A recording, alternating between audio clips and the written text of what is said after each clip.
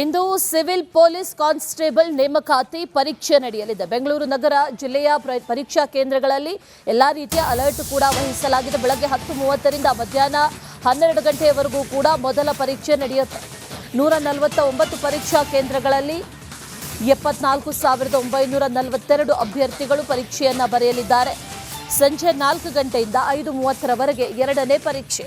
47 ಪರೀಕ್ಷಾ ಕೇಂದ್ರಗಳಲ್ಲಿ 97,311 ಅಭ್ಯರ್ಥಿಗಳು ಎಕ್ಸಾಮ್ ಬರೆಯಲಿದ್ದಾರೆ. ಪರೀಕ್ಷಾ ಕೇಂದ್ರಗಳ ಸುತ್ತಮುತ್ತ 200 ಮೀಟರ್ ವ್ಯಾಪ್ತಿಯಲ್ಲಿ ನಿಷೇಧವನ್ನು ಕೂಡ ಹೇರಲಾಗಿದೆ. ಒಂದಷ್ಟು ನಿಷೇಧಗಳಿರುತ್ತೆ. ಜೆರಾಕ್ಸ್ ಸೆಂಟರ್ಸ್ಗಳಾಗಿರ್ಬೋದು, ಇನ್ನಿತರ ವಿಚಾರಕ್ಕೆ ಸಂಬಂಧಪಟ್ಟಂತೆ ನಿಷೇಧ ಕೂಡ ಇರಲಿದೆ. ಪರೀಕ್ಷಾ ಕೇಂದ್ರಗಳ ಮೇಲೆ ಹದ್ದಿನ ಕಣ್ಣನ್ನು ಕೂಡ ಇಡಲಾಗಿದೆ. ಯಾವುದೇ ರೀತಿಯ ಘಟನೆಗಳು ನಡೀಬಾರದು ಅನ್ನುವಂಥ ನಿಟ್ಟಿನಲ್ಲಿ ಈಗ ಸಿದ್ಧತೆಗಳನ್ನು ಮಾಡಿಕೊಳ್ಳಲಾಗಿದೆ.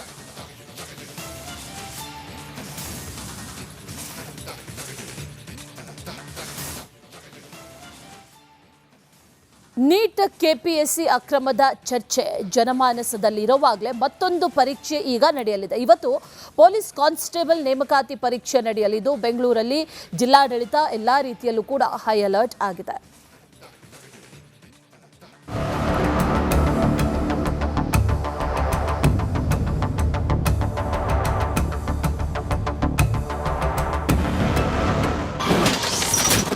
ಇಂದು ಸಿವಿಲ್ ಪೊಲೀಸ್ ಕಾನ್ಸ್ಟೇಬಲ್ ನೇಮಕಾತಿ ಪರೀಕ್ಷೆ. ಬೆಂಗಳೂರು ನಗರ ಜಿಲ್ಲೆಯ ಪರೀಕ್ಷಾ ಕೇಂದ್ರಗಳಲ್ಲಿ ಅಲರ್ಟ್.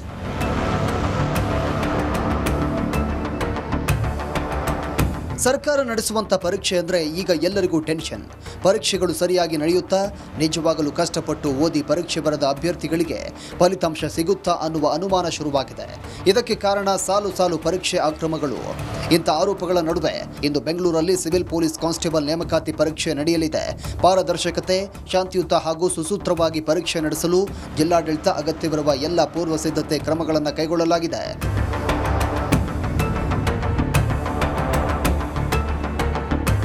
ಪರೀಕ್ಷಾ ಕೇಂದ್ರಗಳ ಸುತ್ತಮುತ್ತ 200 ಮೀಟರ್ ವ್ಯಾಪ್ತಿಯನ್ನು ನಿಷೇಧಿತ ಪ್ರದೇಶವೆಂದು ಘೋಷಣೆ ಮಾಡಲಾಗಿದ್ದು, ಜೆರಾಕ್ಸ್ ಅಂಗಡಿಗಳನ್ನು ಮುಚ್ಚಲು ಕ್ರಮ ಕೈಗೊಂಡಿದೆ.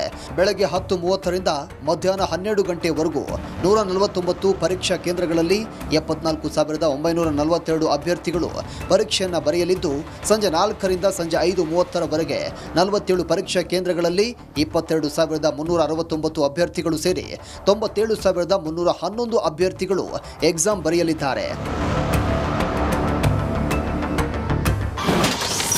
ಪರೀಕ್ಷಾ ಅಕ್ರಮ ತಡೆಗೆ ಜಿಲ್ಲಾಡಳಿತ ಅಲರ್ಟ್. ಪರೀಕ್ಷಾ ನಿರ್ವಹಣೆಗೆ 196 ಕಸ್ಟೋಡಿಯನ್ ಹಾಗೂ 196 ಜಾಗೃತ ದಳ ಸದಸ್ಯರು, 72 ರೂಟ್ ಆಫೀಸರ್ಸ್, 196 ವಸ್ತ್ರ ಸಂಹಿತೆ ಅಧಿಕಾರಿಗಳನ್ನು ನೇಮಕ ಮಾಡಿ 196 ವೀಕ್ಷಕರನ್ನು ನಿಯೋಜನೆ ಮಾಡಲಾಗಿದೆ. ಇನ್ನು ಪರೀಕ್ಷಾ ಕೇಂದ್ರಗಳಲ್ಲಿ ಕಾನೂನು ಮತ್ತು ಸುವ್ಯವಸ್ಥೆ ಕಾಪಾಡಲು ಸೂಕ್ತ ಪೊಲೀಸ್ ಬಂದೋಬಸ್ತ್ ವ್ಯವಸ್ಥೆ ಮಾಡಿದ್ದು, ಪರೀಕ್ಷಾ ಕೇಂದ್ರಗಳ ಸುತ್ತಮುತ್ತ 200 ಮೀಟರ್ ವ್ಯಾಪ್ತಿಯನ್ನು ನಿಷೇಧಿತ ಪ್ರದೇಶ ಅಂತ ಜಿಲ್ಲಾಡಳಿತ ಘೋಷಣೆ ಮಾಡಿದೆ. ಆಗಸ್ಟ್ 2ರಂದು ಬೆಳಗ್ಗೆ 7 ಗಂಟೆಯಿಂದ ಪರೀಕ್ಷೆಗೆ ಅಗತ್ಯ ಭದ್ರತಾ ಕ್ರಮವನ್ನು ಕೈಗೊಂಡಿದೆ. ಮಾನ್ಯ ಮುಖ್ಯಮಂತ್ರಿಗಳು ಭಾಳ ಸ್ಪಷ್ಟವಾದಂಥ ನಿರ್ದೇಶನಗಳು ಡಿ.ಸಿಗಳಿಗೆ ಸಪ್ರೇಟು, SP-ಗೆ ಮತ್ತು ಕಮಿಷನರ್ಸಿಗೆ ಸಪ್ರೇಟಾಗಿ ಕೊಟ್ಟಿದ್ದಾರೆ. ಎಲ್ಲನೂ ನಾನು ಓದಕ್ಕೆ ಹೋಗಲ್ಲ, ಇದನ್ನು ಕಳಿಸ್ಕೊಡ್ತಾ ಇದ್ದೀನಿ. ಬಟ್ ಡಿ.ಸಿಗಳಿಗೆ examination centres with CCTV facilities in consultation with DDPI ಮಾಡಬೇಕು ಅಂತ ಸ್ಪಷ್ಟವಾದಂಥ ಆದೇಶ ಕೊಟ್ಟಿದ್ದಾರೆ. ಅಕಸ್ಮಾತ್ ಆ ಎಕ್ಸಾಮಿನೇಷನ್ ಸೆಂಟರು ಅವರಿಗೆ ಸರಿ ಅನಿಸಿಲ್ಲ ಅಂದ್ರೂ ಕೂಡ ಅದನ್ನು ಬದಲಾವಣೆ ಮಾಡುವ ಹೊಣೆಗಾರಿಕೆಯೂ ಕೂಡ ಡಿ.ಸಿಗಳಿಗೆ ಕೊಟ್ಟಿದ್ದೇವೆ ನಾವು ಇವತ್ತು. ಆಮೇಲೆ ಒಂದು ಅಭ್ಯರ್ಥಿಗಳು, ಪರೀಕ್ಷಾ ಸಿಬ್ಬಂದಿ ಪರೀಕ್ಷೆ ಆರಂಭಕ್ಕೆ 2 ಗಂಟೆಗಳ ಮುಂಚಿತವಾಗಿ ಕಡ್ಡಾಯವಾಗಿ ಹಾಜರಿರಲು ಸೂಚನೆ ಕೊಡಲಾಗಿದೆ. ಶ್ರವಣ ಸಾಧನ ಬಳಸುವ ವಿಶೇಷ ಚೇತನ ಅಭ್ಯರ್ಥಿಗಳು ಪರೀಕ್ಷೆ ಆರಂಭಕ್ಕೆ 2 ಗಂಟೆಗಳ ಮುಂಚಿತವಾಗಿ UDID ಕಾರ್ಡ್, ವೈದ್ಯಕೀಯ ಪ್ರಮಾಣ ಪತ್ರದೊಂದಿಗೆ ಬಂದು ವರದಿ ಮಾಡಿಕೊಳ್ಳಬೇಕು ಅಂತ ಸೂಚನೆ ಕೊಡಲಾಗಿದೆ.